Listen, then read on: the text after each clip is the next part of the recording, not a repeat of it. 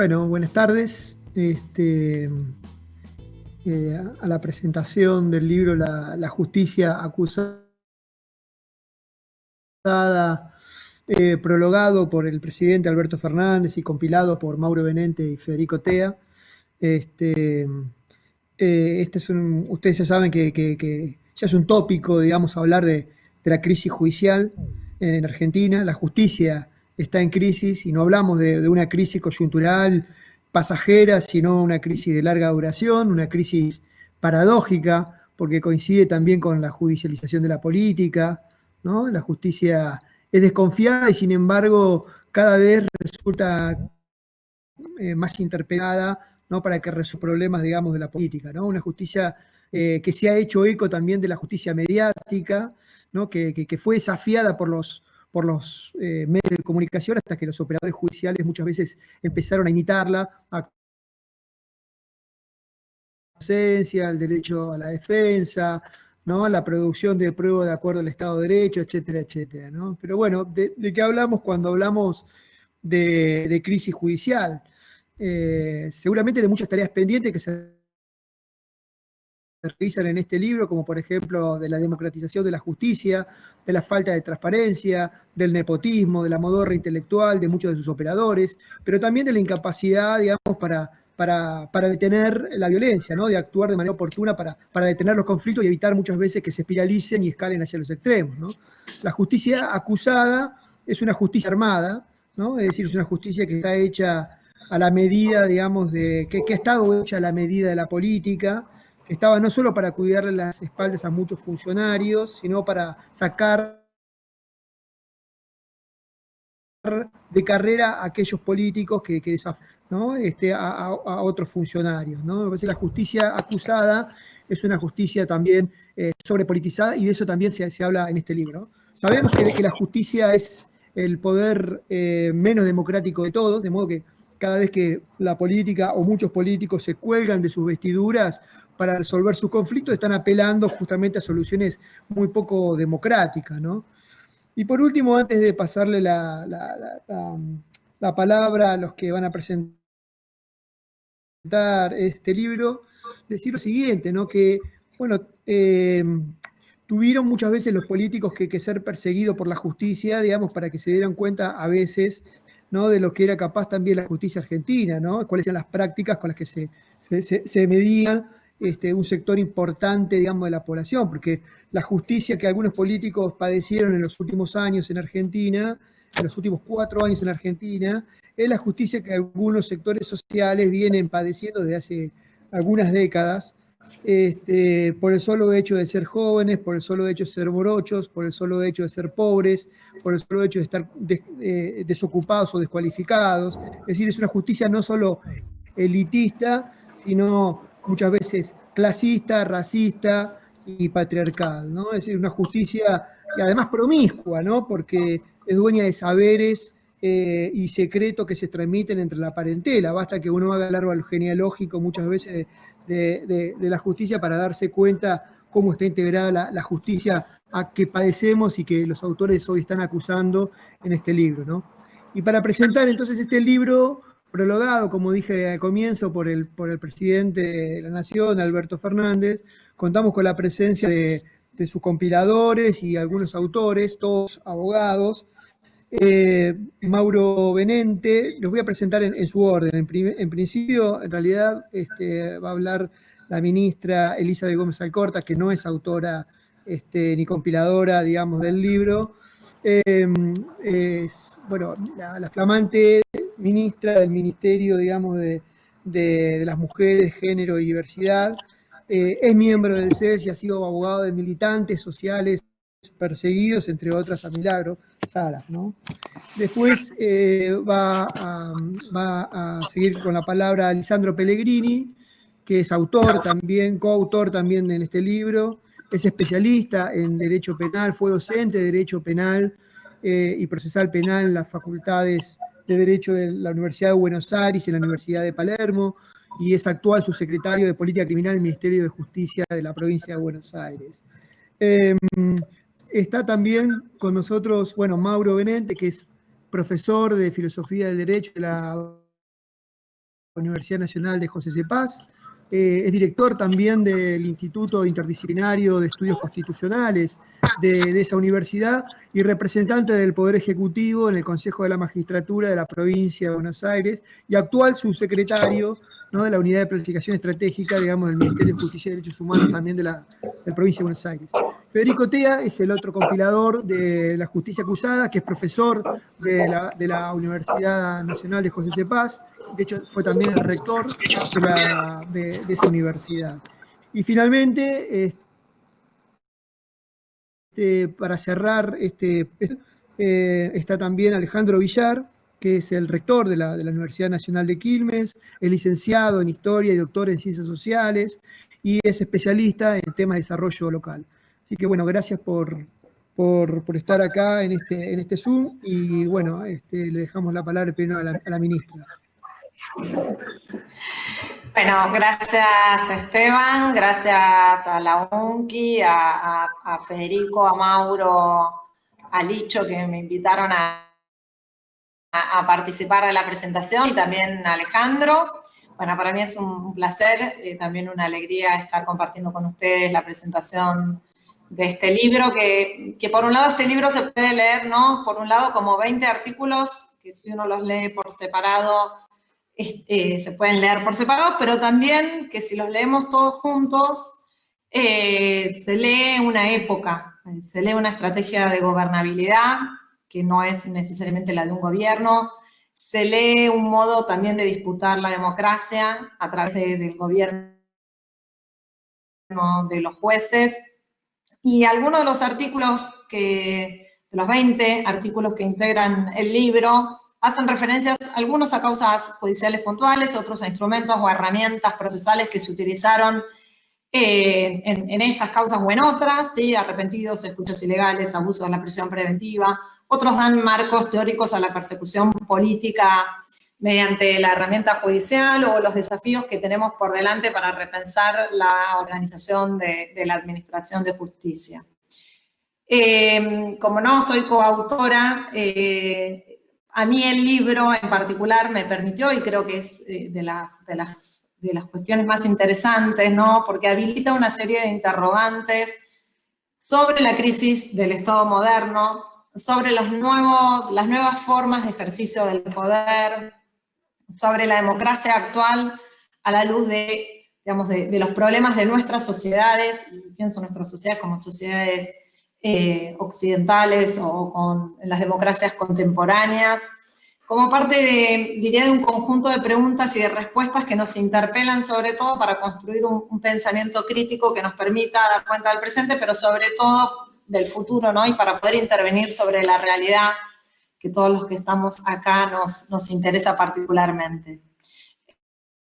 El rol que tiene hoy el Poder Judicial y sobre todo las formas en las que opera la idea misma de justicia en la organización democrática de los estados constituye uno de los principales nudos problemáticos para pensar nuestro tiempo, ¿no? Tanto en términos conceptuales, pero lo digo también en términos políticos. Por eso es absolutamente fundamental analizar las características que asume el Poder Judicial en las democracias contemporáneas, pero también las tensiones y los conflictos que se expresan en el seno de la legitimidad del orden político, porque si no logramos construir otro servicio de administración de justicia, no hay posibilidad de sostener, por lo menos hacia el futuro, y eso estoy absolutamente convencida, el principio democrático como eje rector de nuestra vida política. Y este libro, como les decía, nos cuenta los mecanismos que se utilizaron para descuartizar el derecho penal. Yo utilizo el término descuartizar del derecho penal, que es un término que usa Zaffaroni en un libro que está próximo a presentar. Nos cuenta las estrategias de cómo se destruye el derecho procesal penal para convertir las causas penales en estrategias de gobernabilidad. Y sin embargo, quiero destacar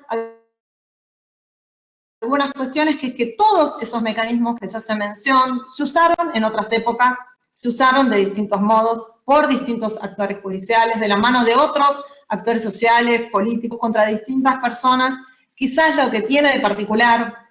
esta época, esta que es la época reciente, es la enorme sincronización y la enorme precisión en que esta maquinaria se puso con una finalidad muy clara o muy marcada política. Me gustaría hablar de muchas cosas, voy a enfocar en todo por el poquito tiempo que tenemos. Uno es que este Poder Judicial, que pasó a estar en la escena política, no porque es parte de lo que quiero desmentir, ¿no? Sino en estos tiempos que nos están tocando atravesar, no solo en nuestro país, sino en la región, escribimos libros, la padecemos, creo que hay que historizarla, ¿no? Porque si no pareciera que de un momento para otro, por el solo cambio de un gobierno a otro, es posible que la maquinaria judicial se ponga al servicio de la persecución política. Y creo que suponer que esto sucede de este modo nos quita la posibilidad de repensar o de pensar críticamente recorridos en los cuales también fuimos parte y sobre todo nos obtuvo posibilidades para pensar hacia adelante qué es lo que debemos cambiar. Y la segunda cuestión, que no creo que pueda desarrollar mucho, pero sí me gustaría dejar planteada, es romper con la falacia que incluso nosotros, quienes tenemos la posibilidad de gobernar o quienes somos el progresismo, repetimos que es la idea de la independencia del Poder Judicial. Es una falacia en la cual yo creo que hay que romperla definitivamente para poder pensar los desafíos que tenemos por delante. En la introducción, Alberto Fernández hace mención y nos recuerda el rol fundamental que tuvo la Corte Suprema de Justicia de la Nación desde el siglo pasado, ¿no? Para darle gobernabilidad a todos los regímenes autoritarios de los gobiernos de facto del siglo XX. Por eso no es una novedad en sí misma la intervención del Poder Judicial en los asuntos políticos, desde la acordada de 1930, no me voy a detener en eso, pero la lógica de suponer que el Poder Judicial es el gran habilitante que legitima la gobernabilidad de facto, y de hecho, nunca mejor dicho de facto, porque la acordada, yo en estos años la fui a buscar, porque uno siempre hablaba de la acordada en cuanto ejercita la función administrativa y política derivada de su posesión de la fuerza. Así es como dice la acordada de 1930, por eso digo, es la legitimidad de la gobernabilidad de facto. De ahí en adelante, la gravitación de las resoluciones judiciales en la vida institucional y en la construcción de ciudadanía resulta absolutamente innegable. También es importante recordar, ¿sí?, que mientras el plan sistemático de represión ilegal más llevado adelante en la última dictadura cívico-militar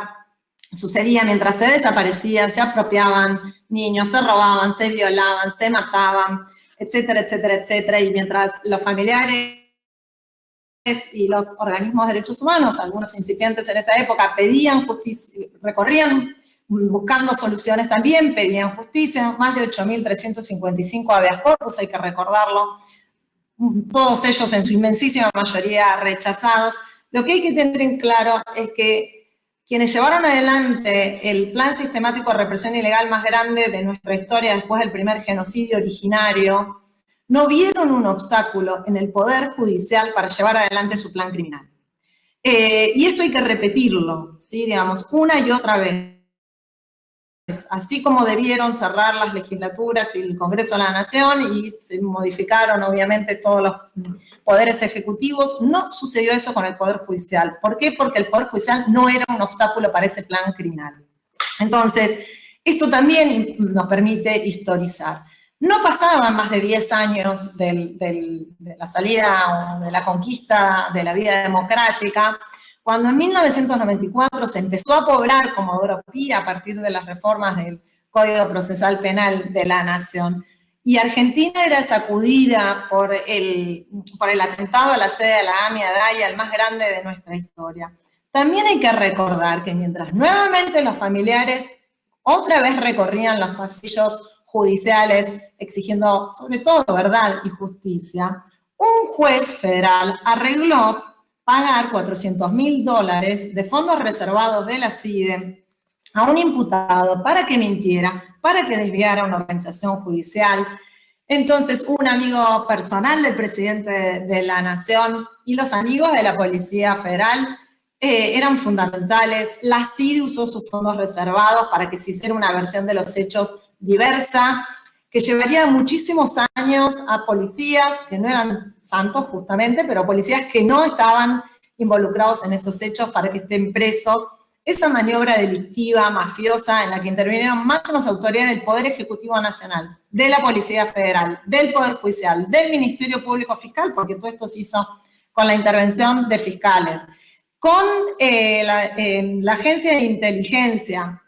en los que hay que recordar que hubo secuestros de personas, aplicación de tortura, persecución a amigos, coimas, visita de una camarista federal a una cárcel, intervenciones oficiosas de un genocida que en esa época gozaba de impunidad por las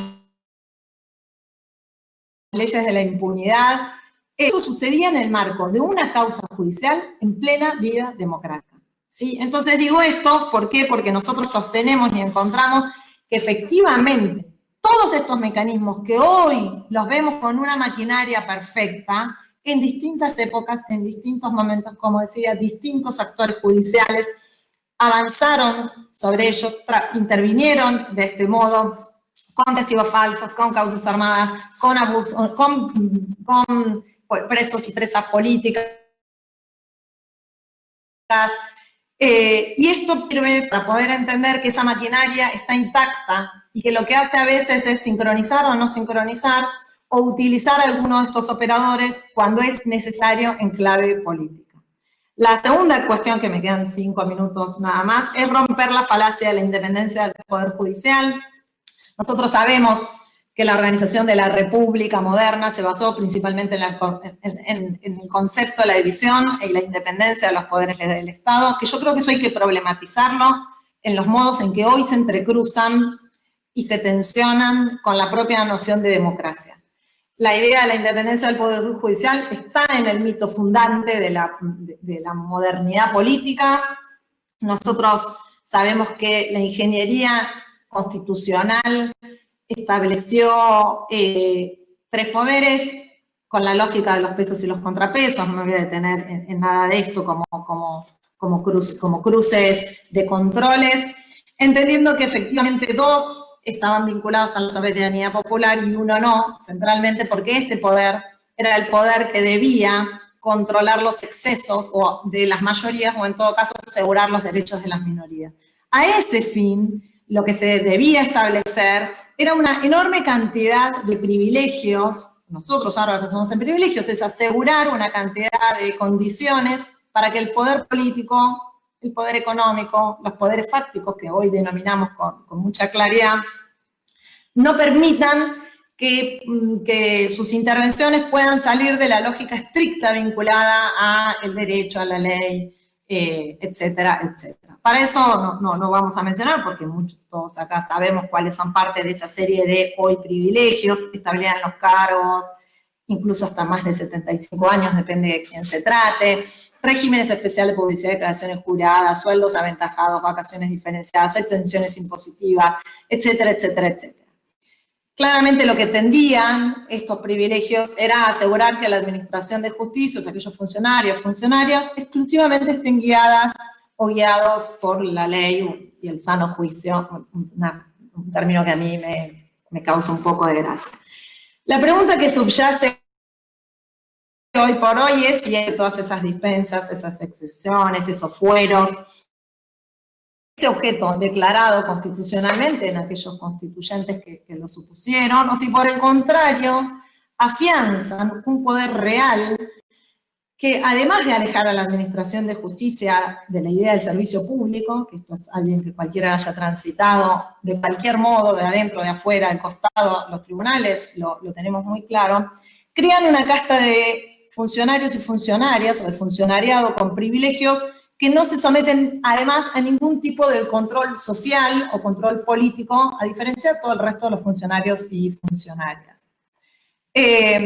Por eso, la idea de la independencia judicial, sobre todo respecto al poder político, que hoy se pueda seguir sosteniendo cuando Mauro forma parte del Consejo de la Magistratura, cuando hoy en las 24 jurisdicciones más a nivel federal, para ser magistrado o magistrada, en términos del Ministerio Público Fiscal, Poder Judicial, Ministerio Público de la Defensa, tanto para la selección como en el caso de los procesos disciplinarios, intervienen siempre parte del poder legislativo y parte del poder ejecutivo, es decir, los otros dos poderes, que son los poderes claramente políticos, continuar sosteniendo que se mantiene esa independencia cuando en el proceso, tanto para ingresar como para ser expulsado de este tercer poder, tiene una intervención clarísima el poder político, resulta, entiendo yo, imposibilita u obtura el análisis de la trama que efectivamente aglutina poder, conflicto, intereses en juego en el ejercicio del poder judicial y sobre todo en su relación con los otros poderes y con otros sectores de poder. Ya me queda menos de un minuto, voy a intentar cerrar. Creo que hoy en nuestras sociedades nos encontramos con un poder del Estado, con facultades legales que permiten, y esta es la clave, en caso de abusos, vulnerar derechos esenciales, como hemos visto, como el libro da cuenta, cuyos integrantes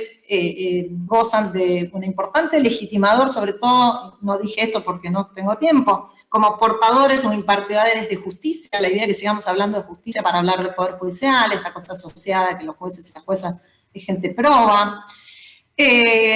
Además, con fuertes lazos para el desempeño con el poder político y sin ningún tipo de contralor legal, social, a diferencia del resto de los poderes públicos, efectivamente lo que hace es poner en duda la capacidad que tenemos de desarrollo en términos de democratización y de justicia social. Creo que cualquier proyecto político que pretenda sostener y construir mayores niveles justamente de democratización, necesariamente tenemos que asumir el compromiso de construir nuevos esquemas de administración de justicia con legitimidad social y democrática, como una deuda centralmente del pensamiento crítico. Solo para terminar, creo que estoy convencida que en la Constitución y en la estructuración del Poder Judicial, como también en todas las prácticas judiciales que se deriven de ese tipo de constitución o de organización judicial, se pone en tensión hoy más que nunca la disputa entre una democracia formal y una democracia sustantiva. Y en este sentido, la permanencia de las agencias judiciales tal como se encuentran concebidas en la actualidad nos asegura una vida democrática de muy baja intensidad. Así que los felicito por el libro y les agradezco nuevamente la invitación a acompañarlos. Bueno, y faltaron voces de mujeres. Una cosa que me olvidé decir, deberían haber estado más mujeres presentes escribiendo porque hay excelentes colegas. Gracias, Elizabeth. Bueno, ahora el turno de Lisandro. Bueno, Esteban, muchísimas gracias por la presentación. Gracias a Alejandro Villar, al rector de la UNCI, y a Alfredo Alfonso, ambos hicieron posible esto también. Bueno, gracias a Eli, la verdad que muy bueno escucharte, Eli. Y a Fede Tea y a Mauro Benente, no solo por participar, sino también por la invitación que en su momento me cursaron para participar del libro. En perspectiva va a ser un libro que va a mostrar, va a ser una referencia seguramente histórica de una mirada y de un momento de interpelación al sistema judicial en general. Me gustaría decir, antes que nada, que nosotros somos, digamos, este libro, las consideraciones del artículo que a mí me tocó escribir, que están circunscriptas al funcionamiento del Ministerio Público Fiscal, son consideraciones que surgieron de un colectivo en la que compañeros y compañeras hace tiempo discutimos la cuestión judicial, llamamos Proyecto María Moreno, y ahí convergen profesionales, es un grupo muy interdisciplinario que convergen personas de distintos lugares, y bueno, este libro corresponde que yo diga que las consideraciones que voy a poner son producto de esas discusiones en las que activamente participaron Andrea Pochac, Mariela Lauseta, Carolina Barsky, Agustina Rodríguez, Franco Pedersoli, gente que colaboraron y con la que hace tiempo discutimos estos temas. En algunos casos nos tocó gestionar distintos dispositivos judiciales. Y bueno, de alguna manera estos son el producto de nuestra experiencia y de nuestro estudio. Para hablar del Ministerio Público Fiscal, en primer lugar, a mí me gustaría presentarlo como un organismo crucial en términos judiciales, sociales y políticos. El lugar que la Constitución argentina le destina a este organismo. Este organismo es el que engloba a todas las fiscalas y a todos los fiscales federales y hasta hoy nacionales que se desempeñan en nuestro país. Y su función, como decía, es crucial tanto en términos judiciales como políticos, como sociales.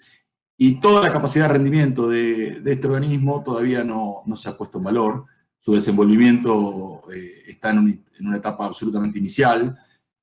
por una serie de cosas que ahora me gustaría poder compartir con ustedes. Pero poner al Ministerio Público como un actor clave en la estabilización de nuestro sistema democrático,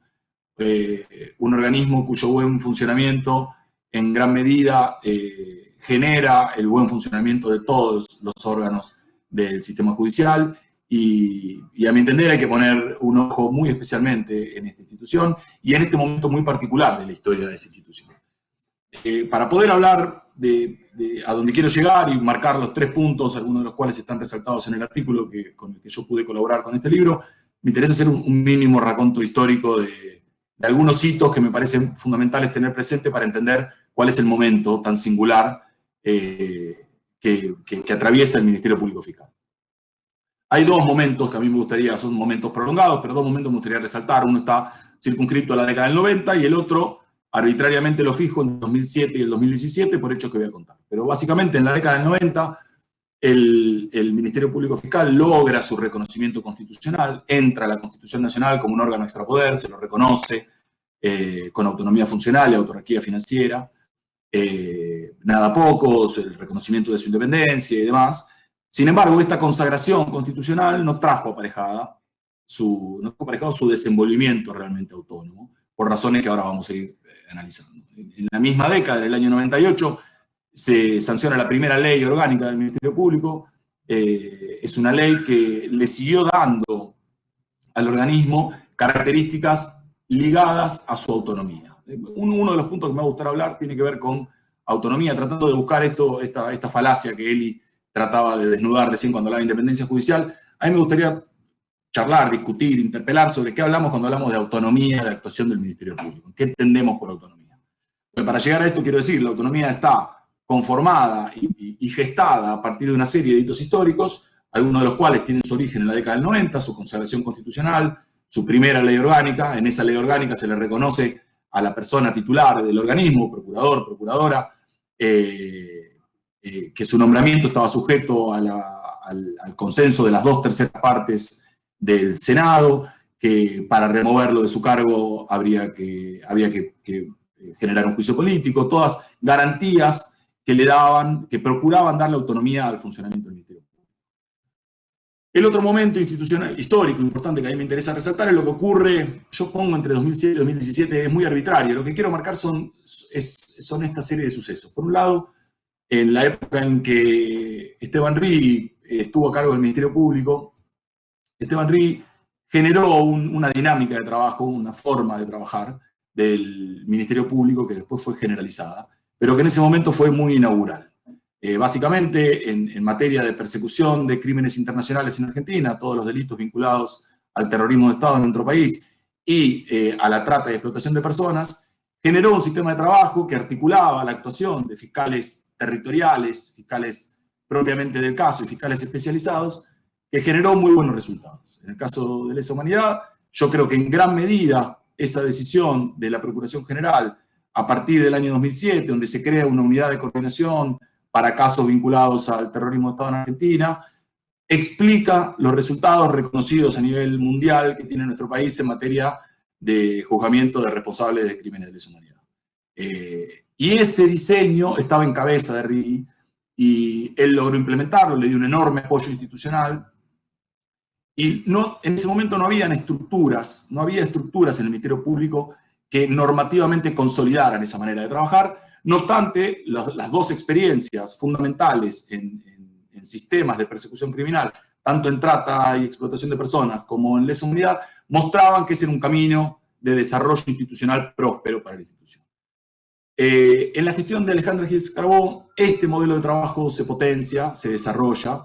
y no solo se desarrolla la manera de trabajar entre fiscales, sino que el Ministerio Público empieza a desarrollar usinas de información propia. El Ministerio Público empieza a generar instancias de producción de información a través de las cuales se empieza a cobrar verdadera autonomía, y esa es la autonomía que me interesaría referirme. Aquella autonomía que al Ministerio Público le permite desempeñarse sin interferencias. Este obrar sin interferencias está directamente ligado, y acá llega el concepto que me interesa marcar, a esta autonomía de gestión. Dicho muy claramente, podemos vincular todos aquellos aspectos que están ligados a la autonomía normativa u orgánica, que tienen que ver con las condiciones en las que el procurador o la procuradora es designada, las condiciones que hacen la estabilidad en su cargo, las condiciones,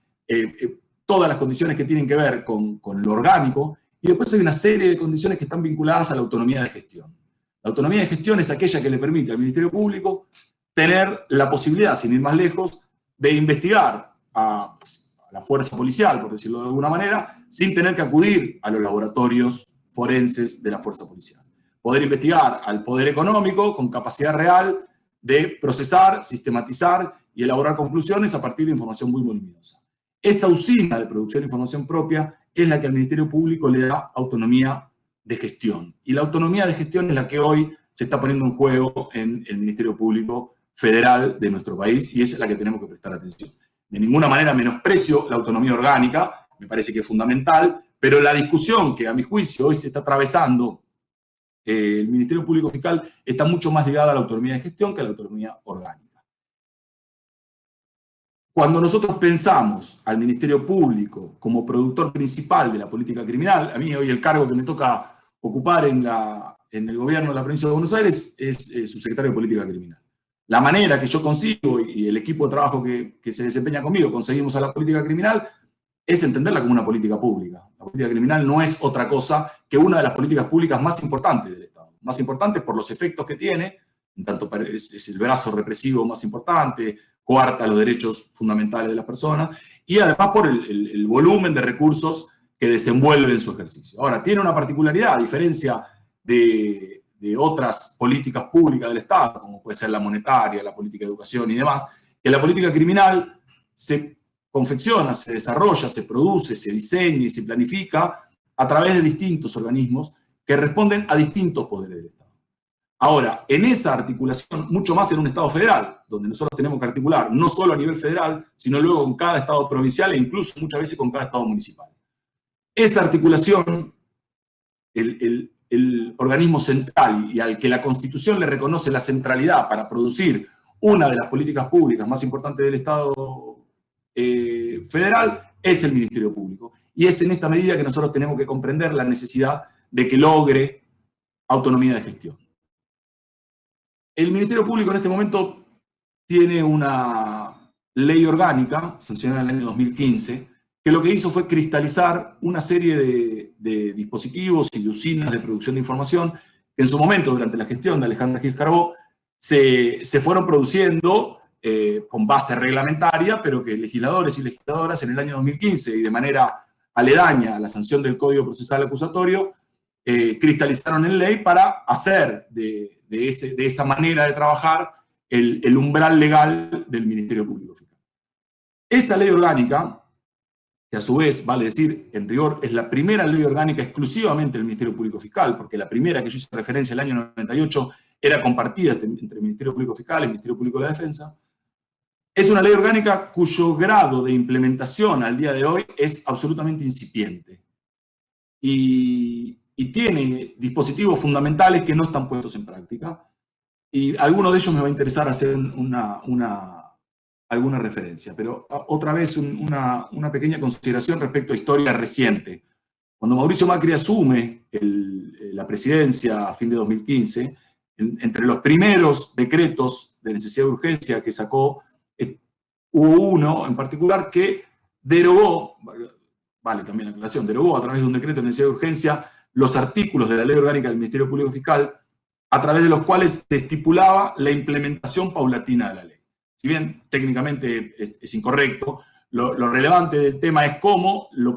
Mauricio Macri tenía muy claro cuál iba a ser su plan respecto a la justicia, ha quedado en evidencia en el último tiempo, pero la manera que él tuvo de asegurarse una intervención pacífica, de hecho, de alguna manera, una intervención a sus anchas en el ámbito judicial, fue detener el Ministerio Público Fiscal y ese crecimiento del Ministerio Público Fiscal. mientras perseguía política y judicialmente a Alejandra Gil Carbó, saca un decreto de necesidad de urgencia que, por un lado, le saca las escuchas judiciales, acá un mínimo asterisco, yo no sé si se acuerdan, en el año 2015, con una reforma a la ley de inteligencia, el Poder Ejecutivo había pasado desde lo que era la CIDE en ese momento al Ministerio Público Fiscal el dispositivo de escuchas judiciales. Ese dispositivo pasa al Ministerio Público y Mauricio Macri, en un decreto, en 2 decretos en realidad, toma 3 decisiones cruciales para entender la incidencia del Ministerio Público en la estabilización de nuestro sistema democrático. A través de una de esas medidas, le quita el dispositivo de escuchas judiciales y lo pasa al Poder Judicial, a la Corte Suprema en particular.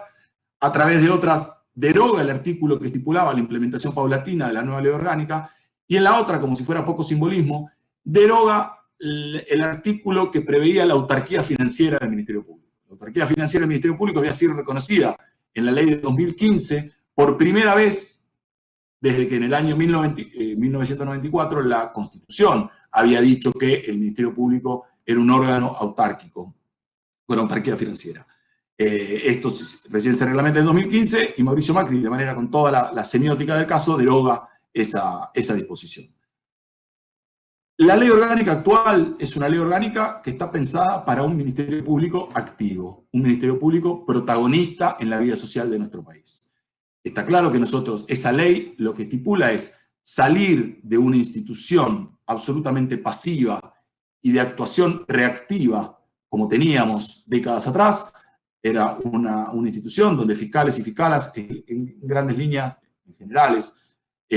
actuaba de manera reactiva a los pedidos de los jueces, reactiva a la información policial que le llegaba, casi a modo de escribanía de las actuaciones policiales. La ley orgánica prevé un Ministerio Público protagonista, no solo en el sistema judicial, sino en la vida social argentina. Esto trae un montón de consecuencias. La primera de ellas es que la persona que va a estar a cargo del Ministerio Público va a tener una enorme exposición y por lo tanto debe tener una serie de controles. Hoy él hacía una referencia a sistema de frenos y contrapesos. Naturalmente el Ministerio Público tiene una serie de instancias de controles internos y externos que deben ponerse en valor cuando esta ley cobre operatividad en plenitud. La ley prevé, en esto no voy a aburrir, voy a decir muy rápidamente, lo que la ley orgánica nueva prevé, además del Ministerio Público, de las condiciones para que el Ministerio Público pueda tener autonomía de gestión, prevé una serie de órganos internos que están vinculados primero con desfasar el esquema fiscal del esquema jurisdiccional. Ya el Ministerio Público se deja de organizar de manera simétrica al Poder Judicial y pasa a ser un organismo que se organiza de la manera que más productiva y más funcional a sus objetivos estratégicos. Por lo demás, crea un Consejo de Fiscales cuyos integrantes son votados por elecciones a través de todos los integrantes del Ministerio Público, crea Fiscalía de Distrito con fiscales y fiscalas coordinadoras de distrito. Bueno, prevé una serie de instituciones que le van a dar una enorme agilidad que requieren, y acá empiezo a abrir algunas de las cosas fundamentales que me parece que deben tenerse en cuenta. El grado de exposición, el enorme roce que el Ministerio Público, entendido con una ley orgánica aplicada en plenitud, demanda para su titular, obliga, a nuestro juicio, a mi juicio en particular, a que ese cargo deje de ser un cargo vitalicio. Más allá de que un mandato vitalicio en cabeza de un procurador o una procuradora probablemente ya se lleve de patadas con la idea de una república, este Ministerio Público Fiscal, desempeñado en los términos que prevé la nueva ley, requiere un mandato inexorablemente. Es un mandato, a contrario de lo que se piensa, los mandatos vitalicios no suman en autonomía, sino que restan en autonomía. La experiencia nos permite verificar que los distintos procuradores y procuradoras que se han desempeñado indefectiblemente en las transiciones gubernamentales generan pérdida de autonomía. Un mandato fijo y establecido seguramente va a repercutir en mayor autonomía por parte de quien ejerza la titularidad del Ministerio Público. ¿Cuál es el plazo de ese mandato? No es para discutir, seguramente ronda entre los 5, 6, un plazo que asegure la posibilidad de desenvolver un plan de gestión. Esto es materia de lo que el presidente de la Nación, Alberto Fernández, le ha encomendado seguramente al Consejo Consultivo para el fortalecimiento del Poder Judicial, pero la necesidad de ponerle un mandato al Ministerio Público viene dada, primero, por todo lo que derraman los principios republicanos, pero además por el ejercicio que está llamado a tener un Ministerio Público en estas condiciones y con la centralidad que le va a dar la implementación eventualmente de un régimen acusatorio, un régimen procesal acusatorio como es el que está viniendo. Algo que no quiero dejar de referirme respecto a esto es discusiones que nosotros hemos tenido y durante mucho tiempo nos hemos aferrado a la idea de las mayorías calificadas para la designación del procurador o la procuradora y las 2/3 partes de los miembros del Senado, por lo menos presentes para su designación. Durante mucho tiempo, yo incluido, hemos blandido ese principio como una garantía de autonomía. Creo que estamos en un momento donde deberíamos rever esa situación, en el sentido que aferrarnos a ese principio ha hecho que el Ministerio Público hoy esté transcurriendo el interinato más largo de su historia, está por cumplir 3 años. Otras instituciones de la Constitución, con idénticas mayorías,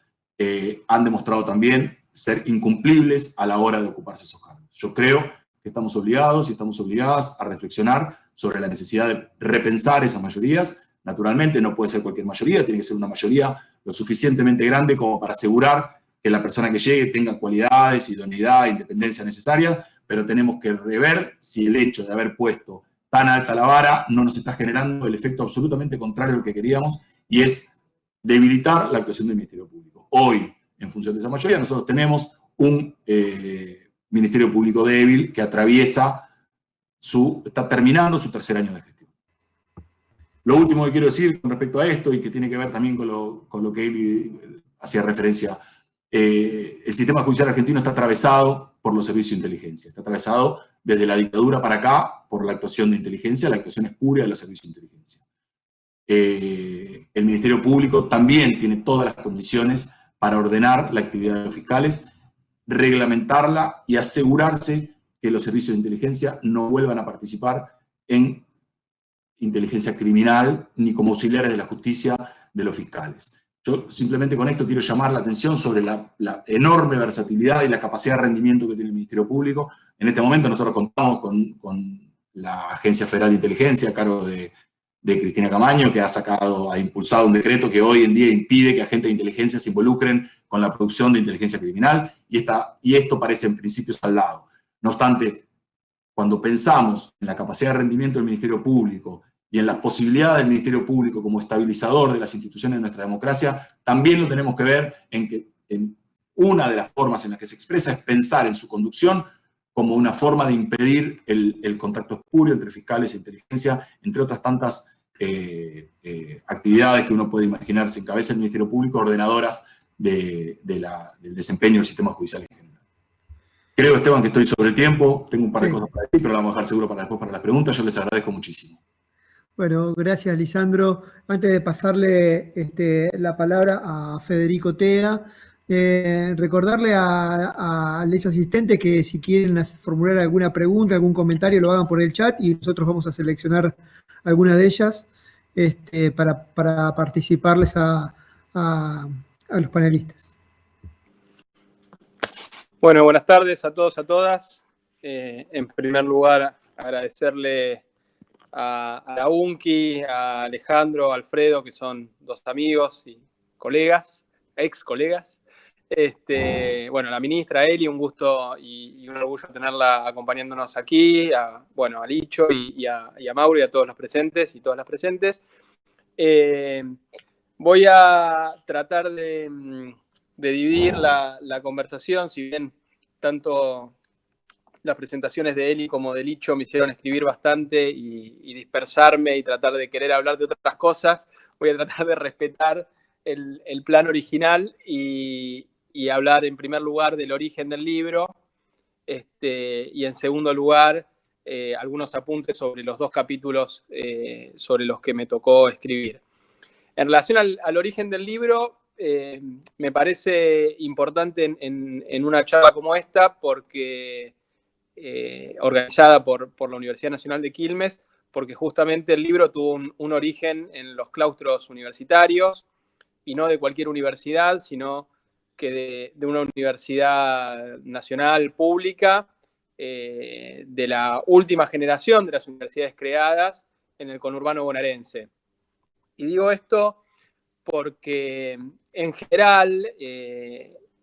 desde estas universidades, en mi condición de ex-rector, y Alejandro y Alfredo también compartiendo ese espíritu,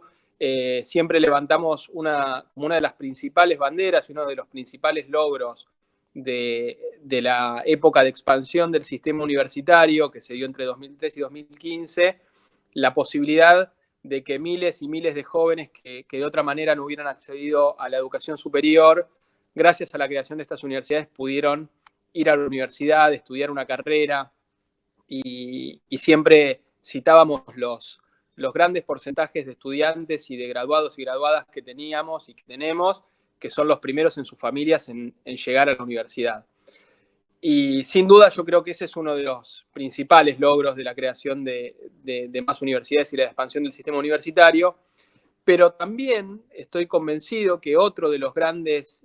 logros, y que a veces no enfatizamos lo suficiente, tiene que ver con el aporte que las nuevas universidades hacemos a la producción de conocimiento, no solamente por las mayores oportunidades a investigadores e investigadoras de tener un lugar y una mayor dedicación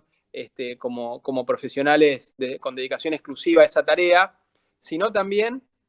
por la amplitud ideológica que implica tener más casas de estudio, más personas pensando distintos problemas, o incluso abordando problemas que hasta entonces no habían sido abordados. Y creo que en el campo del derecho eso es muy significativo, porque es una disciplina que no tiene una gran tradición en investigación, y cuyo discurso central está bastante monopolizado por un poder bastante permanente, y en el que los miembros del Poder Judicial a veces están de los dos lados del mostrador, ¿no? Como sujetos que ejercen una función central en cualquier sistema jurídico, pero al mismo tiempo como los que opinan sobre su funcionamiento, no el funcionamiento del Poder Judicial, sino de la justicia, ya como decía Eli. Y en ese sentido, tener más universidades, más carreras de derecho, más posibilidades de tener investigadores e investigadoras verdaderamente independientes, que pertenezcan al campo científico y que puedan estudiar desde otro lugar ciertos problemas del Poder Judicial y del derecho, permiten, o al menos nos permitió a nosotros en la Universidad de José C. Paz, con Mauro, abordar problemas o que no eran abordados con anterioridad, o hacerlo con una mirada distinta a la tradicional. Seguramente en la presentación de Mauro veamos algunos resultados de esos estudios, que nosotros en la universidad creamos un instituto de estudios constitucionales que empezó a producir informes en distintas materias. Una tenía que ver con procesos penales, otra serie de estudios, otro laboratorio tenía que ver con el funcionamiento del Consejo de la Magistratura Federal, y bueno, y esto llamó la atención de quien es ahora presidente de la Nación, que es un hombre que antes de ser presidente, e incluso en sus distintas funciones anteriores, nunca dejó de ser profesor universitario, que siempre tuvo inquietudes y un interés particular por el funcionamiento del Poder Judicial, y que a partir de una invitación que le hicimos a un seminario permanente que organizamos en la Universidad de José C. Paz, pudo conocer el trabajo más en detalle, el trabajo que hacíamos ahí, y gratamente le llamó la atención. Entonces yo quería contar esta breve anécdota, poniéndola también un poquito en el contexto del sistema universitario, aprovechando que esta charla es organizada por la UNCI, porque me parece que dice mucho sobre el aporte que podemos dar las universidades a las discusiones públicas. En aquel momento, como les decía, Alberto aceptó la invitación que le hicimos a la universidad para dar una charla acerca del funcionamiento de la Suprema Corte,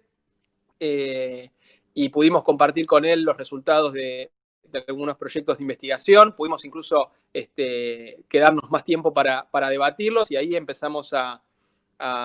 generar un espacio de conversación y discusión, Y obviamente él ya tenía en la cabeza la idea de este libro, manifestando preocupaciones especialmente por la coyuntura de lo que estaba sucediendo. Un poco Eli hizo un buen resumen histórico, pero también de cómo en los 4 años de Cambiemos se aceleró ese proceso con las peores prácticas del Poder Judicial. Y yo creo que a partir de aquella visita a la universidad, le despertamos también el interés de agregarle alguna mirada más estructural, porque si muchas de esas prácticas y esas causas que se relatan en el libro fueron posibles, tuvieron que ver con una historia, es cierto, pero también con ciertos diseños institucionales, probablemente, que hicieron posible que eso sucediera. Y me parece que eso interesó a Alberto, en particular el estudio que nosotros estábamos haciendo sobre selección de jueces y juezas y sistema disciplinario en el Consejo de la Magistratura, y empezamos a trabajar entonces o a colaborar con él en la estructura de este libro que ya venía trabajando, que ya venía pensando, y que finalmente dio a la luz este año, con una característica que también me gustaría resaltar, y es que claramente, y sobre todo con Mauro, y lo compartimos con muchos autores y autoras del libro, en el medio del proceso de escritura se dio la candidatura a presidente de Alberto, y por un momento muchos sospechamos que iba a quedar suspendido el proyecto no solamente por una cuestión de tiempo. Él creía que el momento adecuado para que saliera era 2019, porque si no iba a perder era probable que perdiera un poco de actualidad, sino también porque, una vez que él asumía o se ponía el traje de candidato, la estrategia política a veces manda medir los tiempos en los que uno dice determinadas cosas o impulsa determinadas políticas. Y la verdad es que no sé si la palabra es con sorpresa, pero sí con mucha satisfacción, lo que nos encontramos fue que Alberto, al contrario, nos hizo redoblar la apuesta en cuanto a los tiempos de terminar de escribir los capítulos y revisar los capítulos de todos los autores y autoras, y después de jugar un poco con el tiempo de la publicación, con el envío del proyecto de ley al Congreso de la Nación para hacer estos ajustes, sobre todo a la justicia federal, pero también creando la comisión para abordar con mayor profundidad muchos de los temas que tratamos en el libro. Entonces, me parece que no es un dato menor que un presidente de la Nación, en tanto académico, venía trabajando en una determinada línea, y en tanto presidente ratifica su línea como profesor universitario, no solamente haciéndola pública, sino haciéndola política pública. Y me parece, de nuevo, que es importante resaltar el aporte que podemos hacer desde las universidades para, por un lado, dotar de mayor diversidad de pensamiento en distintas disciplinas, y en derecho en particular, que históricamente estuvo monopolizada por sectores más conservadores, y segundo, de poder intervenir en la agenda de discusión pública, que es algo que necesitamos muchísimo, y que también necesitamos encontrar estrategias políticas para que esa conversación se pueda dar de la manera, del modo más racional posible, ¿no? Yo no creo que todas las voces del campo opositor tengan el mismo tenor, pero sí veo que lamentablemente terminan estando aglutinadas en un grito que, como a veces comentamos con Mauro, es un grito que se lanza no para decir algo, para proponer una idea o para ofrecer una perspectiva y un debate, sino simplemente para callar las otras voces, para tapar lo que dicen los otros y las otras interlocutoras. Entonces, me parece importante que dotemos de distintas voces, de mayor sofisticación también a la discusión y a la conversación pública, no solamente para aportar ideas al campo nacional y popular, sino también para intentar romper no quiero usar la palabra unidad, porque yo no creo que sea que esté totalmente unificada esa posición tan mezquina en la oposición, sino que seguramente hay dirigentes en la oposición que están dispuestos a un diálogo racional, pero que lamentablemente no estamos encontrando la estrategia para que ese diálogo sea fructífero y terminan abroquelados y defendiendo posiciones que son absolutamente minoritarias, a mi entender, y antidemocráticas en muchísimos casos, porque no representan alternativas ni un diálogo constructivo, sino simplemente anular al otro, deslegitimar al otro y mantener el estado de cosas sin ningún tipo de modificación. Y bueno, en relación, para pasar al segundo punto y no extenderme demasiado, yo les decía que el libro tiene algunos capítulos que se refieren a casos más concretos que hemos padecido durante los 4 años de Cambiemos, casos que nos parecen escandalosos, pero que tienen sin dudas origen en algunos problemas estructurales del Poder Judicial, y otros capítulos que abordan cuestiones de este segundo tenor, ¿no? Que no casos concretos, sino cuestiones de diseño institucional y de estructura del Poder Judicial que nos parecía que era interesante revisar. Yo me quiero detener en el capítulo que escribí sobre el control de constitucionalidad, que sería un segundo ejemplo,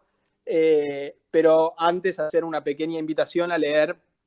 el capítulo que escribí sobre Dólar Futuro, que es un capítulo de los primeros, ¿no? De los que aborda un caso concreto en el que, para ponerlo resumidamente,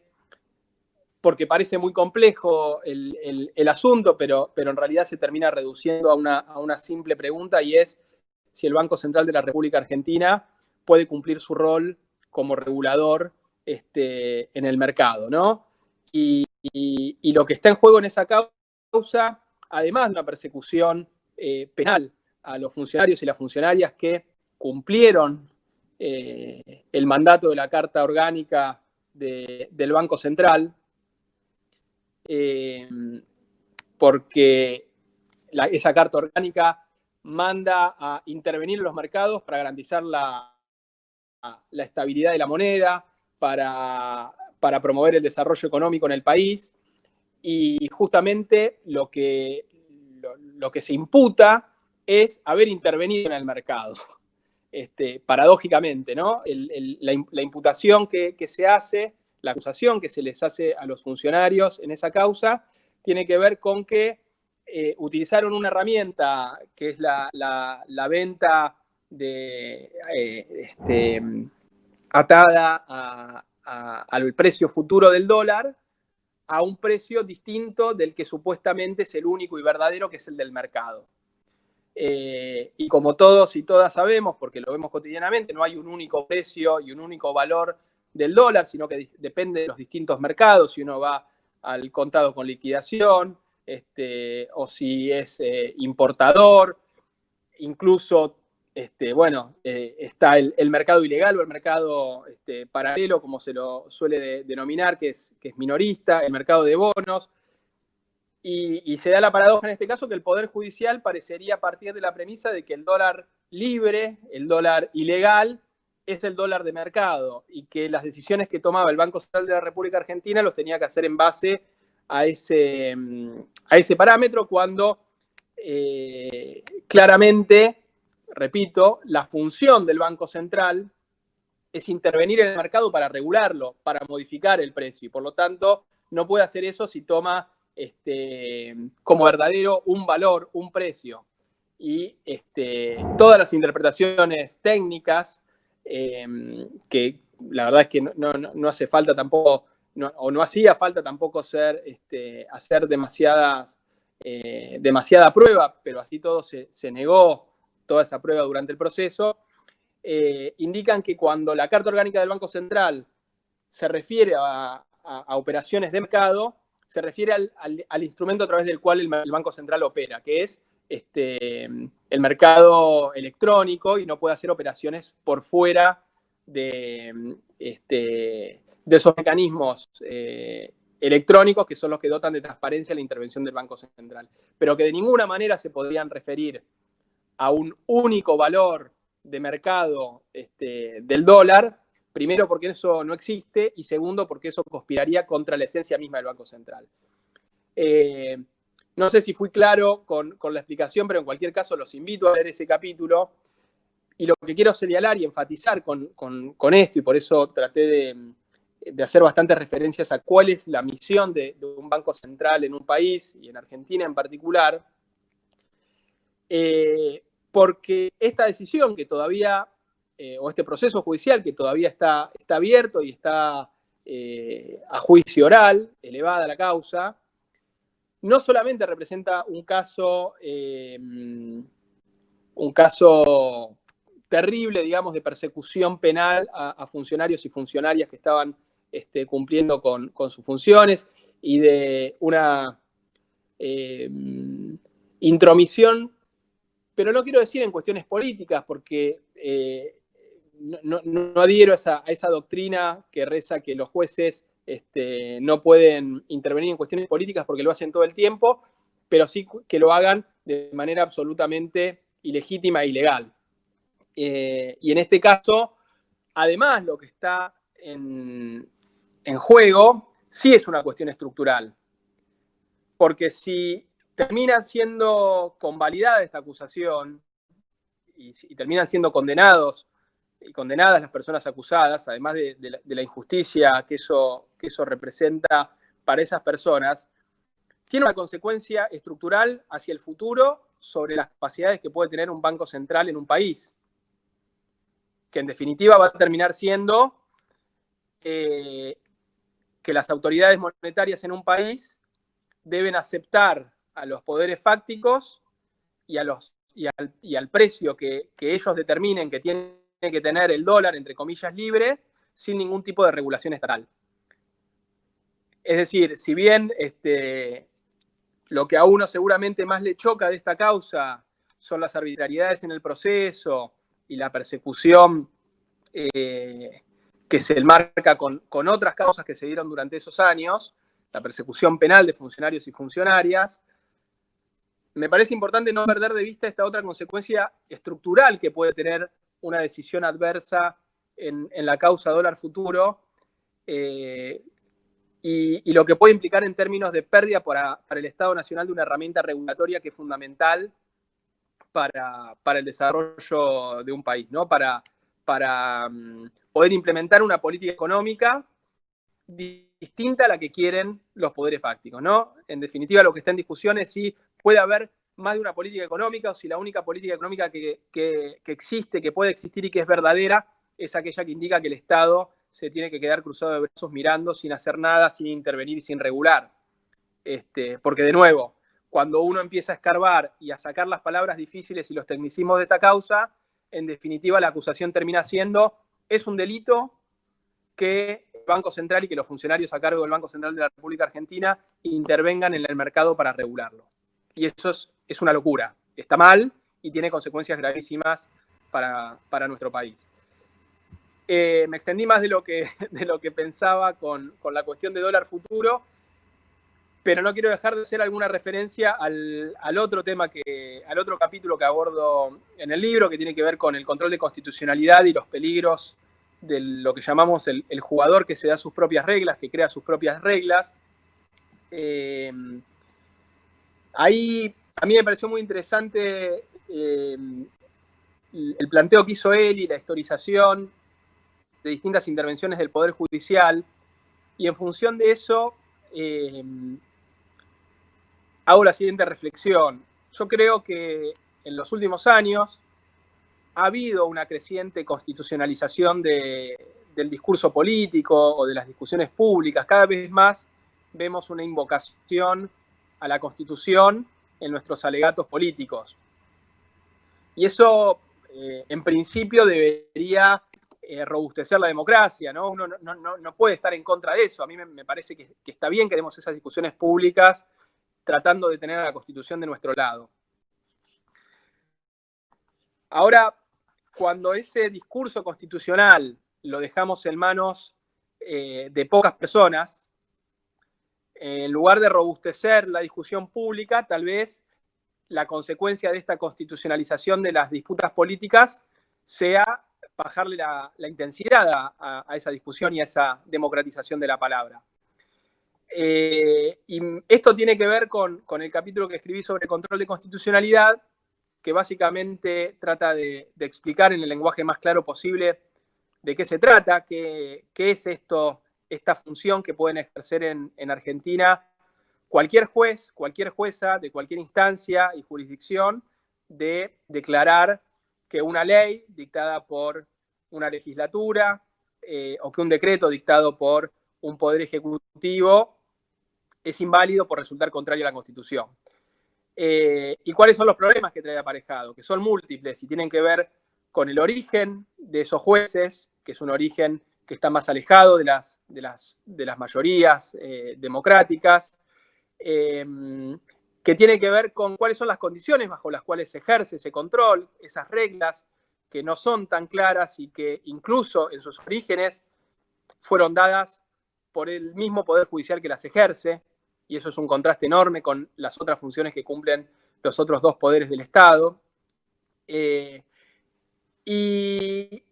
hoy en día lo vemos en causas muy concretas, ¿no? Hoy estamos discutiendo sobre el régimen de subrogancias y los traslados de jueces, y nadie sabe muy bien esta figura del per saltum, cómo la usó la Corte, cuándo la usa, con qué argumentos, cómo va a terminar resolviendo, si para un lado o para el otro, y eso en parte sucede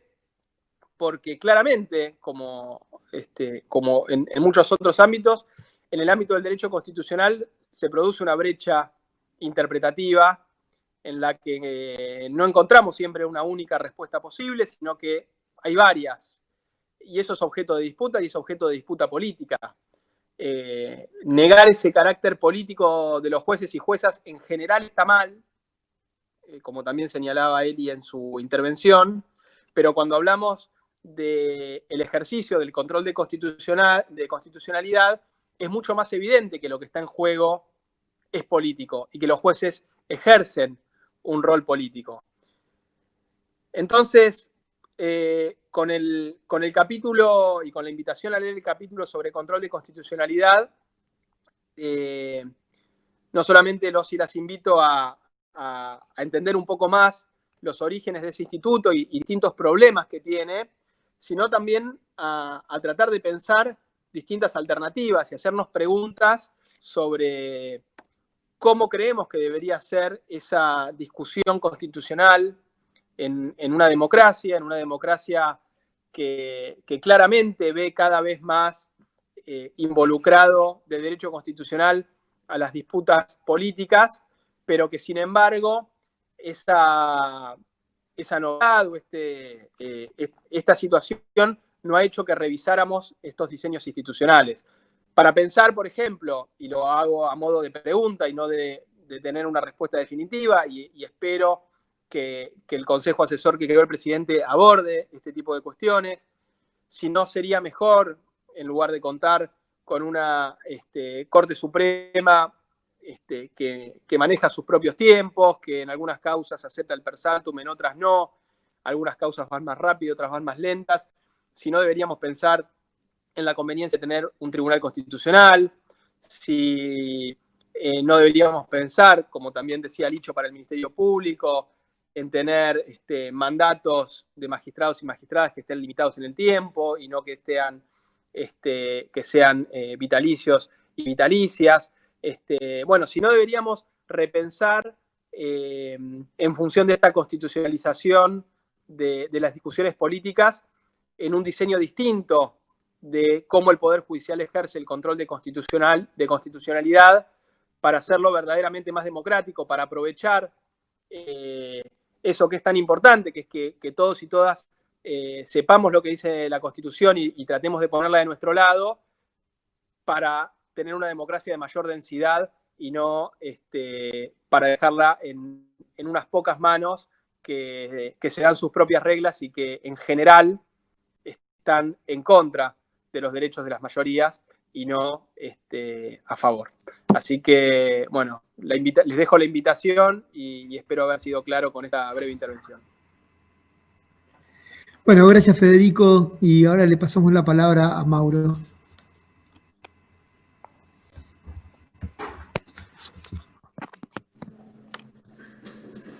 Bueno, buenas tardes. Tengo la pantalla negra, así que no estoy seguro si me ven, como yo creo que más o menos pude escuchar a ustedes, pero no ver. Espero estar hablando más o menos cerca de la pantalla también, o cerca de la cámara. Bueno, genial, la pegamos. Bueno, en primer lugar, agradecer a la Universidad Nacional de Quilmes por la actividad. Y quisiera, al igual que hizo Federico, situar un poco el origen del libro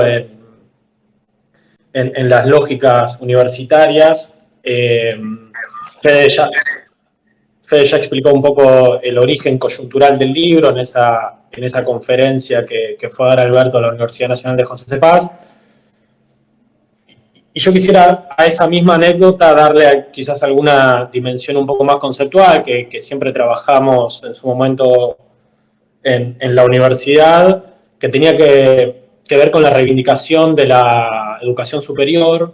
y la universidad como un derecho humano, ¿no? A nivel internacional existe una gran disputa conceptual, terminológica, política, de concebir a la educación superior como un servicio transable en el mercado. Sobre todo eso aparece en los documentos de la Organización Mundial de Comercio a partir del año 2000. Y por el otro lado, en nuestra América, y en particular a partir de la segunda Conferencia Regional de Educación Superior para América Latina y el Caribe, desarrollada en Cartagena de Indias en 2008, aparece una idea de la educación superior como derecho humano.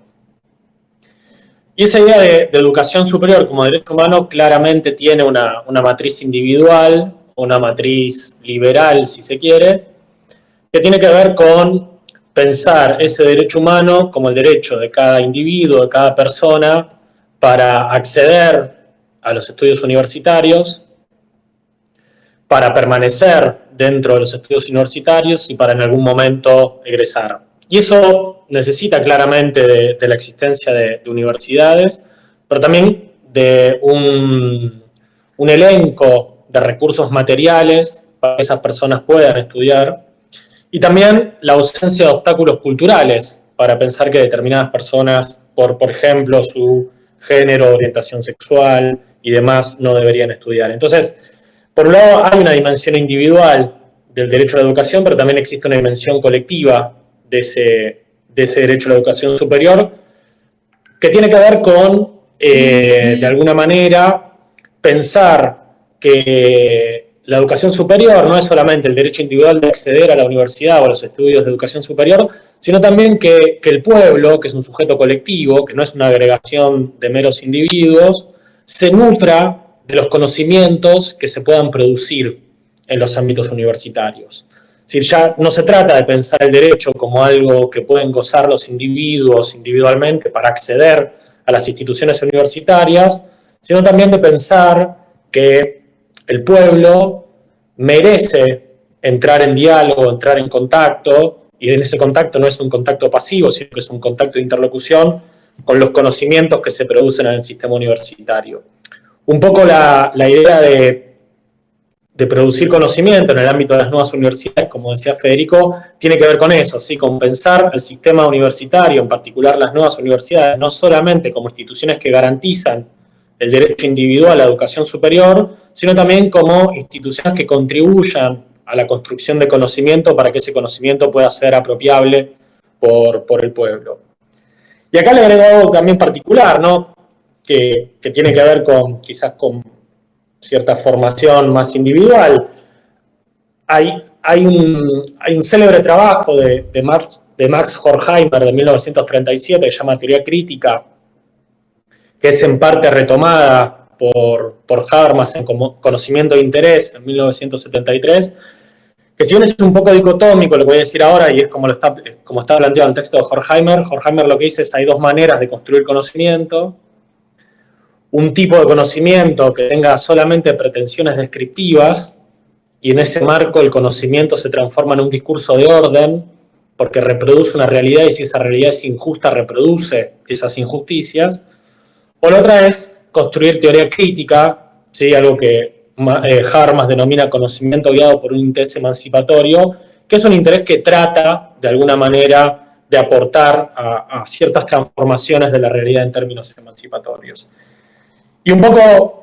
y esto lo digo más en términos individual, cuando creamos el programa de estudios judiciales, no solamente lo hicimos con una idea de producir conocimiento de las instituciones judiciales, sino también de tratar de contribuir a su transformación. Incluso, cuando lo digo en términos individuales, yo no soy especialista en temas judiciales y haber hecho el trabajo, en este caso, del Consejo de la Magistratura, fue o implicó en términos individuales apartarme radicalmente de mis líneas de trabajo, tanto doctorales como postdoctorales, que tenían que ver con temas de filosofía del derecho, teoría constitucional y filosofía política.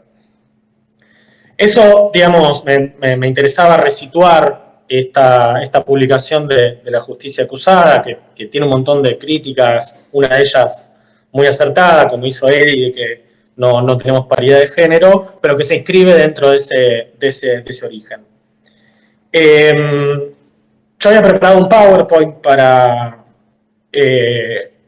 mencionar algunos resultados de un estudio que habíamos realizado sobre el Consejo de la Magistratura y que está en el libro, pero bueno, pasé de pasar el PowerPoint a no ver ni siquiera la pantalla, entonces no voy a poder pasarlo, con lo cual voy a leer algunos datos que va a ser un poco más tedioso de que si estuvieran sido proyectados en la pantalla.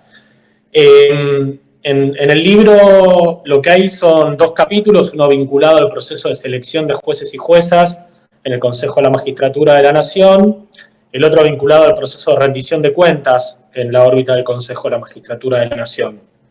sobre todo con la identificación de algunos problemas,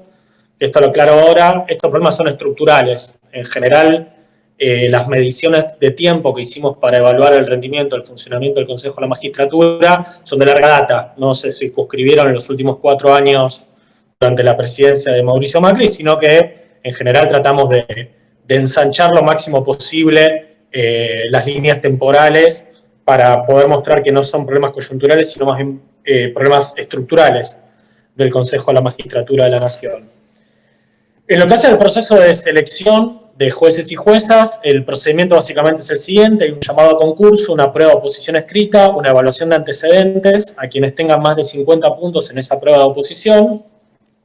Luego se arma un orden de mérito provisorio. Después de ese orden de mérito provisorio hay una entrevista con la Comisión de Selección y Escuela Judicial, y después se conforma la terna que se envía al Poder Ejecutivo. El Poder Ejecutivo elige una persona de esas 3 y somete a consideración al Senado para que preste el acuerdo. Hay un primer punto, que es el que me voy a detener menos, que tiene que ver con las demoras históricas que ha tenido el Consejo de la Magistratura en la tramitación de los concursos. Si uno revisa el reglamento, que data del 2014 con algunas modificaciones, el tiempo que debería llevar entre que se publica la convocatoria de un concurso y se conforma la terna es de más o menos 203 días corridos. Nosotros tomamos el periodo 2001 y 2018, revisamos las 771 ternas que se formaron en ese periodo. De esas 771, de 671 pudimos trazar toda la temporalidad y vimos que el promedio fue de 667 días corridos y más del triple de lo que demora o demoraría en términos reglamentarios el proceso de conformación de ternas al interior del Consejo de la Magistratura. Con lo cual son, digamos, casi 2 años lo que demora entre que se llama un concurso y que se conforma una terna. Y esto se complementa con lo que después demora el trámite en el Ejecutivo y el acuerdo del Senado, siempre medido para el periodo 2001-2018, el tiempo promedio entre que el Poder Ejecutivo recibió la terna y envió el pliego fue de 1 año, y el tiempo promedio que demoró el Senado entre que se recibe la terna y finalmente sale el decreto de nombramiento fue de casi 300 días. Con lo cual hay un primer punto que identificamos como problemático que tiene que ver con las demoras en la cobertura de los cargos, que esto después se traduce en otros problemas como las vacancias y cómo después se cubren esas vacancias vía subrogancias o vía traslados. Más allá de esta cuestión temporal, hay otro problema que identificamos en el proceso de selección de jueces y de juezas que tiene que ver con el perfil de juez o jueza que se modela en el ámbito del Consejo. En el ámbito del Consejo se realiza una evaluación de antecedentes y se toma un examen escrito. ¿Qué se evalúa, qué no se evalúa y cómo se evalúa? De alguna manera perfila qué tipo de magistrados y magistradas estamos esperando. Si uno revisa los antecedentes, cómo se califican y qué se califica, lo primero que encontramos es un sobredimensionamiento, una sobredimensión en el valor que tiene la antigüedad en burocracias como el Poder Judicial o el Ministerio Público. Y la subvaluación que tienen los antecedentes académicos y la nula cualificación o calificación que tienen algunos desarrollos profesionales, como los vinculados a patrocinios jurídicos gratuitos, por ejemplo, o a dirección de proyectos de extensión o vinculación universitaria que no tienen ningún tipo de puntaje. Pongo solamente un ejemplo para no abusar del tiempo. Para un cargo de juez de primera instancia o jueza de primera instancia, vale lo mismo tener 5 años como secretario o secretaria que haber obtenido un título de doctor o doctora y haber publicado un libro. ¿Esto quiere decir que todos los jueces y juezas deberían tener un título de doctorado y haber publicado un libro? No, lo que quiere decir es que estamos privilegiando en el sistema de calificación de antecedentes un tipo de perfil profesional que es el que se viene desarrollando en el ámbito de la propia estructura judicial. Esto tiene un pequeño agravante, que es que en las estructuras judiciales no hay rendición de cuentas periódicas, con lo cual no sabemos nada de si esa duración en el cargo es una duración en el cargo con un mérito en ese funcionamiento en el cargo o no. Y además, agravado porque, salvo algunas estructuras del Ministerio Público, en el Poder Judicial no hay ni examen, no hay ingreso ni democrático ni meritocrático. Con lo cual, lo que estamos haciendo con ese sistema de calificaciones es transformar en méritos el mero paso del tiempo en cargos que no tienen un ingreso ni democrático ni meritocrático, ni tienen ningún tipo de revisión periódica sobre el modo en que esos cargos son ocupados. Podría decir algunas cosas más sobre esto, pero prefiero avanzar, así no me excedo con el tiempo. Entonces, lo que tenemos en el sistema de calificación o evaluación es esto, ¿no? Es la modulación de un perfil de juez o de jueza que esperamos que se presenten y que después ganen quienes ya forman parte de la estructura judicial o del Ministerio Público. Y si uno revisa qué se toma y qué no se toma, también encontramos algunos puntos que son deficientes. En primer lugar, ¿cómo se suministra el examen? ¿No? El examen se pide que se realice una sentencia de mérito, que puede ser de fondo o una interlocutoria, lo cual de alguna manera también es un incentivo para que se presenten aquellos y aquellos que trabajan de proyectar sentencias, que es algo que hay que saber, pero que tampoco es algo que sea tan difícil de adquirir con la práctica. Y el segundo punto que observamos como dificultoso o como problemático son las cosas que no se toman en los exámenes.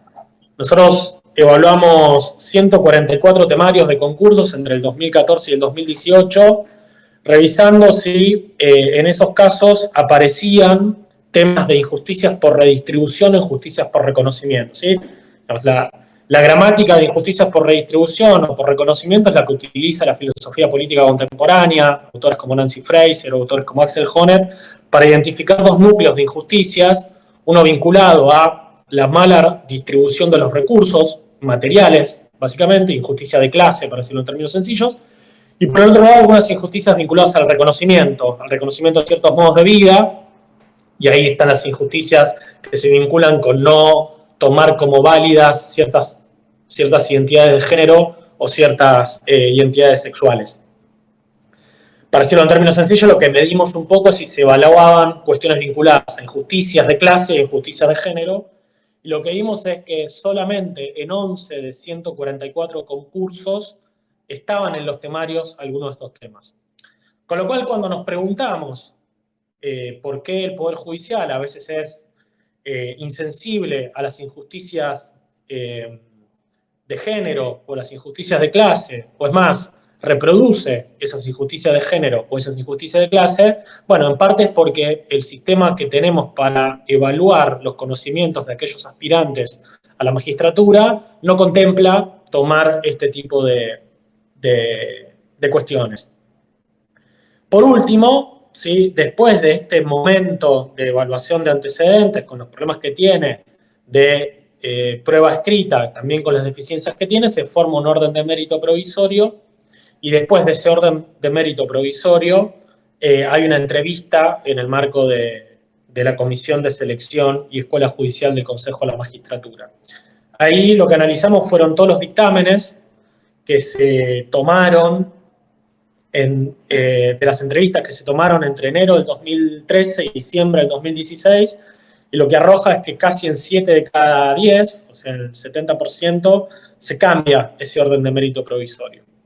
Con lo cual lo que tenemos es, por una parte, un sistema que es dudosamente meritocrático porque transforma en méritos el mero paso del tiempo, que no evalúa cuestiones centrales para un país históricamente subalternizado como es Argentina, que está atravesado por injusticias de género y de clase por todos lados, y que además de eso, después permite modificar de modo absolutamente discrecional el orden de mérito provisorio. Después de eso, entonces, se conforma la terna y se envía al Ejecutivo. Para no abusar del tiempo, no menciono nada sobre el otro punto que tenía para comentarles, que tiene que ver con la rendición de cuentas y lo poco que funciona. Sobre eso quiero tirar solamente un dato para mostrar el problema. Los jueces y juezas son vitalicios y vitalicias en sus cargos, no tienen ningún tipo de rendición de cuentas vertical, o sea, no le explican nunca nada a la ciudadanía de nada de lo que hacen.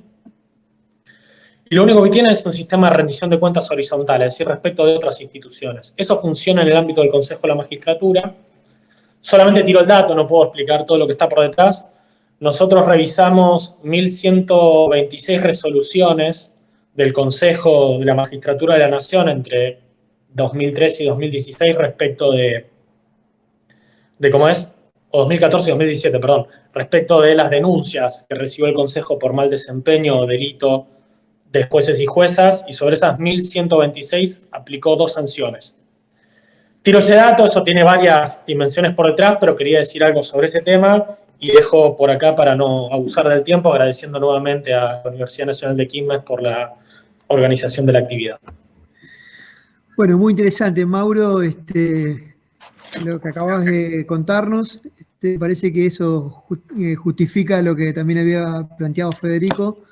¿no? Que la universidad pública de alguna manera está robusteciendo, nutriendo este debate pendiente que nos debemos todos y todas sobre la justicia en la Argentina. Y bueno, para cerrar el panel,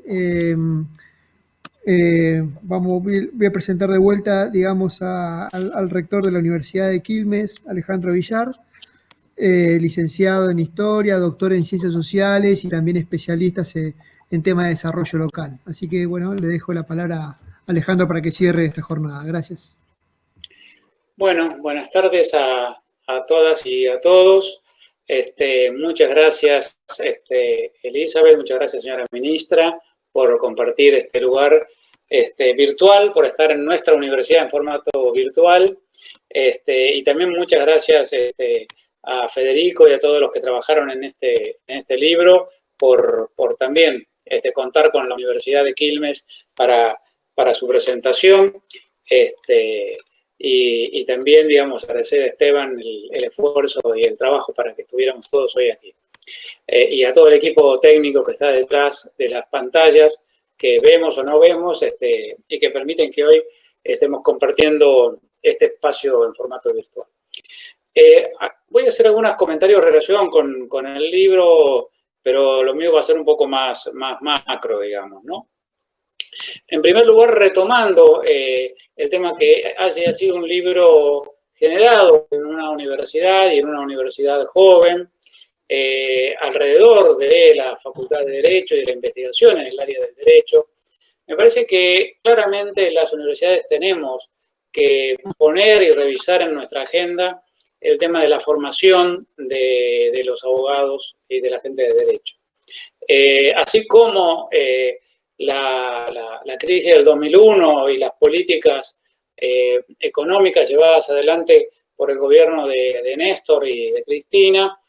pusieron sobre la mesa la necesidad de discutir a la economía y de discutir la formación de los economistas en nuestro país, la actual, yo diría, crisis que tiene el Poder Judicial en su representación y en su legitimidad, abre la puerta para también repensar la formación de cuáles son los abogados y las abogadas que tenemos que formar en los claustros universitarios de nuestro país. Y me parece que este libro, además, arroja luz sobre una práctica escasa, como bien lo dijo Federico, de la investigación en el área del derecho, y me parece que claramente muestra cómo se puede hacer investigación y cómo esa investigación puede llevar luz sobre aspectos de uno de los del poder, ¿sí?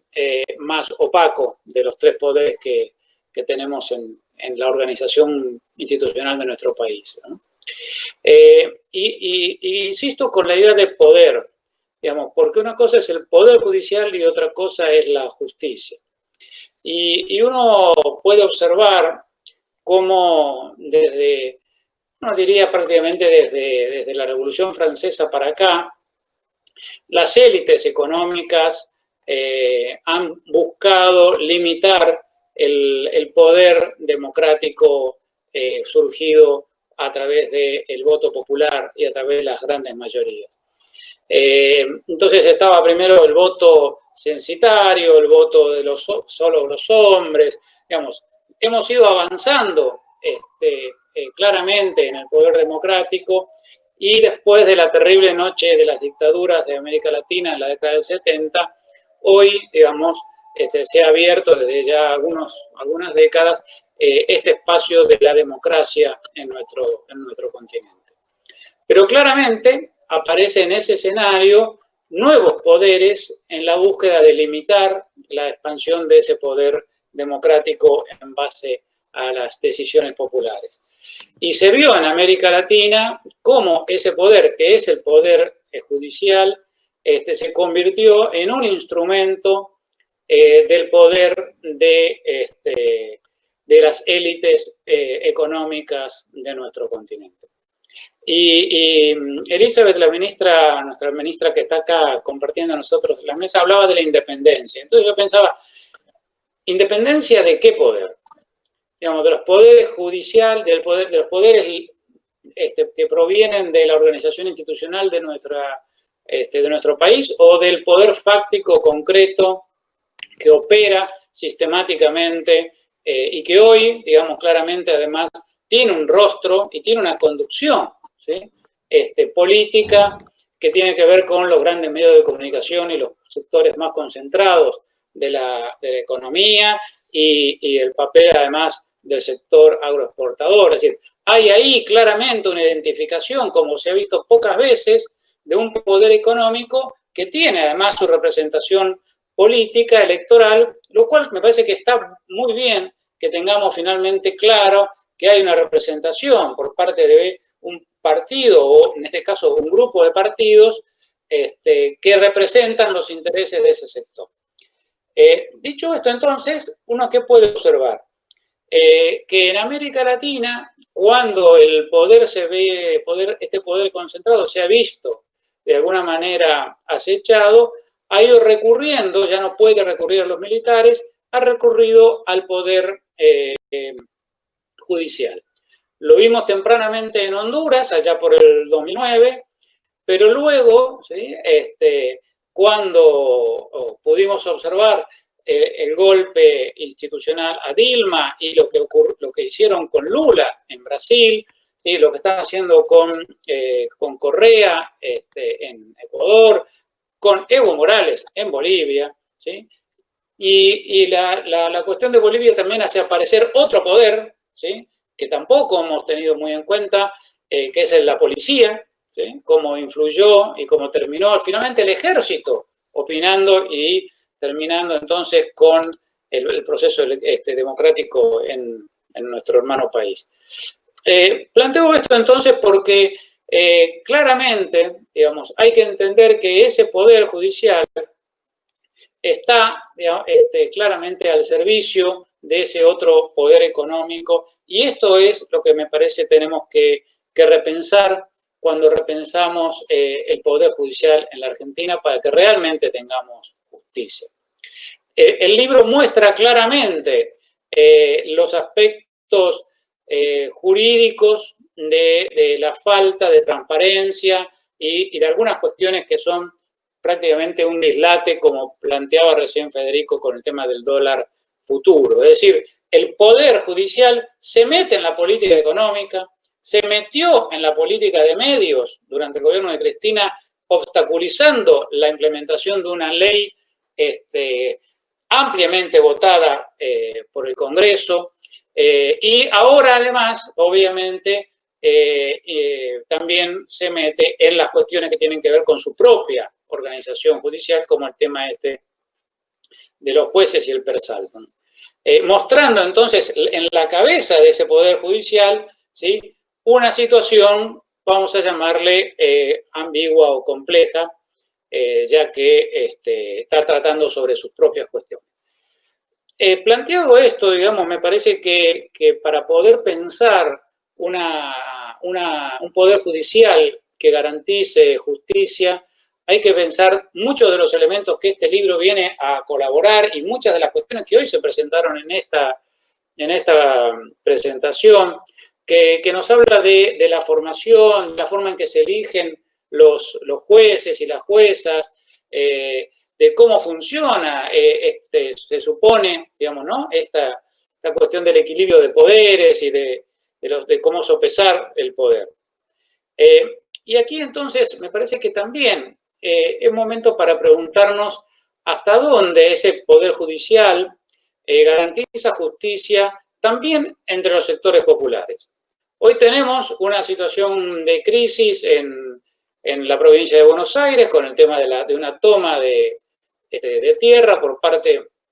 de gente que necesita una solución a su problema habitacional, ¿sí? Entonces ahí, digamos, aparece interviniendo la justicia, y me parece que ahí es donde tenemos que también tener en cuenta cuál es el lugar de la justicia y del Poder Judicial para garantizar justicia. Y eso se ve también reflejado en esos tiempos que son casi, digamos, de la geología que se toman para resolver cuestiones que no solo tienen que ver con aspectos institucionales o políticos, sino también que tienen que ver con los derechos de los sectores más populares y que son los que tienen menos oportunidades de acceder a un sistema de justicia que les garantice la igualdad ante la ley como se plantea en nuestra Constitución. La verdad es que lo que quiero además enfatizar la felicitación para la Universidad Nacional de José C. Paz por esta iniciativa, a su ex rector y querido amigo Federico Tea, que llevó adelante este proyecto desde lo institucional, y que me parece que lo que está haciendo es marcar un camino en donde si queremos pensar una Argentina distinta, una Argentina con mayor transparencia en los tres poderes, hay que ir tomando desde el lugar del conocimiento, que es donde puede aportar la universidad, estos temas de agenda para ir a una reforma de un poder judicial que realmente nos garantice justicia para todas y para todos. Así que en aras al tiempo que nos queda, yo voy a dejar aquí a ver si hay alguna pregunta para los panelistas o para la ministra que tan muy interesante presentación hizo al principio. Muchas gracias, Elizabeth. La verdad que además estamos todos muy orgullosos de que una persona como vos esté en ese lugar conociendo tu trayectoria. Así que te paso la posta, Esteban, para que continúes con la moderación. Bueno, gracias, Alejandro. Bueno, por la hora ya tendríamos que ir cerrando porque, bueno, tanto Federico, Mauro como Lisandro tienen una agenda complicada, tienen otra reunión. Eli también nos había dicho algo parecido. Así que bueno, nada, simplemente agradecer la participación en esta jornada, presentación del libro La Justicia Acusada, de Mauro Benente y Federico Tea, prologado también por Alberto Fernández. Así que bueno, nada, me parece que ya vamos a tener otras excusas para seguir discutiendo, seguir pensando en voz alta, un tema que me parece que va a seguir en la agenda por mucho tiempo. Hay muchos comentarios, más que preguntas, hay bastantes comentarios y saludos a los expositores, así que después los haré llegar. Así que bueno, nada, agradecer de parte de la Universidad Nacional de Quilmes la asistencia, participación de todos ustedes y bueno, ya nos encontraremos en otra oportunidad para seguir pensando estos temas. Gracias.